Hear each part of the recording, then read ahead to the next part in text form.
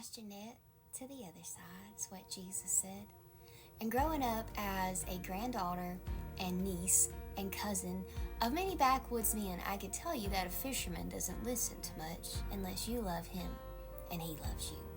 But Peter was obedient to listen to the Lord, even though in their friendship he could have turned around and said something funny, like, oh, why don't you go build a house? Or why don't you go resurrect somebody from the dead? But instead, what Peter did was honor what the Lord said, because he was always a student and never a master. So he cast his net to the other side, and when he pulls up all the fish, he can barely even lift it from the water. Why am I telling you this? Well, in all of this rain, I've been thinking about how well that the fish bite in the rain, because my grandfather had a lake on our farm. It wasn't a really big lake, just a lake. And my Uncle James was a professional fisherman. Lots of really cool jobs on my mom's side of the family. And a lot of my cousins end up on ESPN sometimes, catching big fish that I couldn't pick up. But when we were little, I remember they taught me how to cast. And I can cast a good line. But I was always afraid to cast towards the bank, because that's when I'd get caught in the reeds and the trees and the day of fishing could be over. But just like my Uncle James, and just like my cousin Josh, and just like my cousin Chad would always tell me, I had to be brave to cast towards the bank, because that's where the fish were.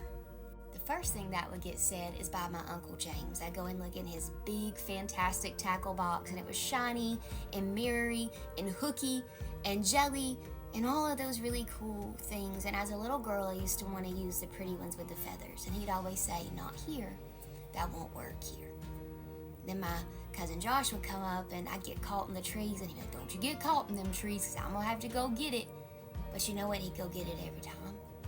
And my cousin Chad became a preacher like me, so we were very similar in the way that we behaved, and he would be very sentimental about it. Now, Brooke, now he talks like me like a boy. Now, Brooke, what you gonna do is you're gonna aim it towards the bank, but you can't be afraid now, because we can just go get it out of them trees. And my grandfather would always say, all right, now, Freckleface, you're gonna throw it over there, and if it gets caught, we'll get it back out. But that's where the fish are, and if you find them all, and you can sit on this bank and fish all day.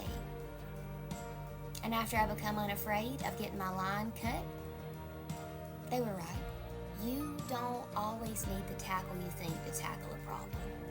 Sometimes you just gotta get rid of your fear and be willing to be teachable.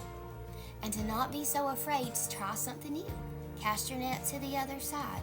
Listen to somebody that's older than you or wiser than you, or have a spiritual mentor that comes along. But more than that, just to listen to the leading of the Holy Spirit. Here's how this story ended for me. Well, once I began to fish better, I began to notice that we kept our fish, but I didn't like to keep my fish. I threw every one of my fish back, and if you were fishing with me, you were going to throw your fish back too, because I was a sensitive little girl, even though I was a tomboy. So one day I come home, and my uncle had a backhoe service, and there's a big hole dug beside this lake. And my cousin Josh says, take your shoes and socks off, come stick your feet in this hole. Well, you don't ask questions of my family, because if it's dirt, it means something. So I do, and I go, and I put my feet in, and I look down, and there's this hole full of beautiful water with all the fish that we'd caught since they taught me how to fish well. Didn't lose any, they didn't eat them, and they let me treat them like pets. And before you knew it, my cousins liked it too. And that story worked out well for both of us, all of us. And it's one of my favorite memories of being little and growing up, is I have my own fish bowl in a hole in the ground. Keep casting your net to the other side. Keep being obedient to the leading of the Holy Spirit, because the Lord made you a fisherman whether you like it or not.